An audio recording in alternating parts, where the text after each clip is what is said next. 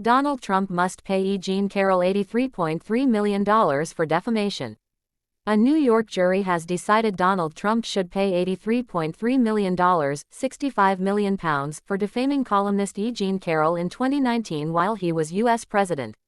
The penalty in the civil trial is made up of $18.3 million for compensatory damages and $65 million in punitive damages. Mr. Trump was found in a previous civil case to have defamed Ms. Carroll and sexually assaulted her in the 1990s. He vowed to appeal the latest ruling, calling the case a witch hunt and the verdict absolutely ridiculous.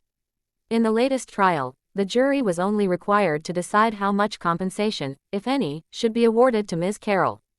In punitive damages, Mr. Trump was found in a previous civil case to have defamed Ms. Carroll and sexually assaulted her in the 1990s. He vowed to appeal the latest ruling, calling the case a witch hunt and the verdict absolutely ridiculous. In the latest trial, the jury was only required to decide how much compensation, if any, should be awarded to Ms. Carroll. Advertisement. The compensatory damages are meant to account for the harm that the jury found his comments had done to her reputation and emotional well-being. Defamation defeat a double-edged sword for Trump. The panel also had to come up with a punitive penalty intended to stop Mr. Trump from continuing to speak out against her. It took the jury of 7 men and 2 women less than 3 hours to reach a verdict on Friday afternoon. Mr. Trump, who looks likely to be the Republican candidate in November's presidential election, also faces 4 criminal cases for a total of 91 felony counts. He is the first president in U.S. history to be charged with a crime, but has pleaded not guilty or denied all the charges. This is a great victory for every woman who stands up when she's been knocked down, and a huge defeat for every bully who has tried to keep a woman down, Ms. Carroll said in a statement after the jury's decision on Friday. Her attorney, Robbie Kaplan, said in a statement, "Today's verdict proves that the law applies to everyone in our country, even the rich, even the famous, even former presidents." Mr. Trump has repeatedly denied any wrongdoing, or even that he has ever met Ms. Carroll, including on Friday morning. But following the verdict, he refrained from attacking her directly when he slammed the outcome of the case in a post on his social media platform, Truth Social. "I fully disagree with both verdicts," he wrote, "and will be appealing this whole Biden-directed witch hunt focused on me and the Republican Party. Our legal system is out of control, and being used as a political weapon. They have taken away all First Amendment rights.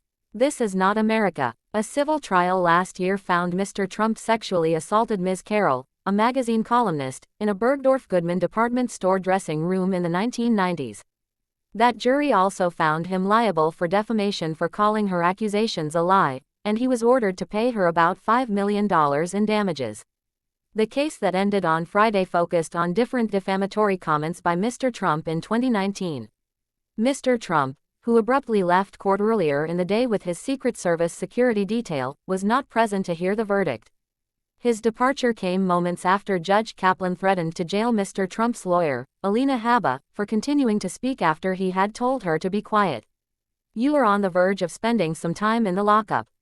Now sit down," he told Ms. Habba, who is Trump's trial lawyer. Alina Habba. The judge had threatened to eject Mr. Trump earlier after he muttered about the case being a con job and a witch hunt in court. Before the verdict was read, the judge warned, "We will have no outbursts." During closing arguments earlier on Friday, a lawyer for Ms. Carroll told the court her reputation had been severely harmed by the former president's comments denying he sexually assaulted her. "This case is also about punishing Donald Trump. This trial is about getting him to stop once and for all," she said. Ms. Carroll's attorneys previously told the court that Mr. Trump's statements unleashed a torrent of death threats, rape threats, and online vitriol towards her. Mr. Trump's lawyer had argued that he should pay no further damages to Ms. Carroll as her claims have more holes than Swiss cheese. Ms. Habba said that her client was not to blame for the threats that Ms. Carroll received.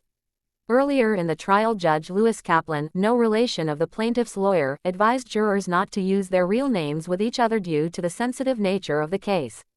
As it concluded, he advised them that they were free to discuss their experience. But he added that in his opinion they should not tell anyone they worked on this case.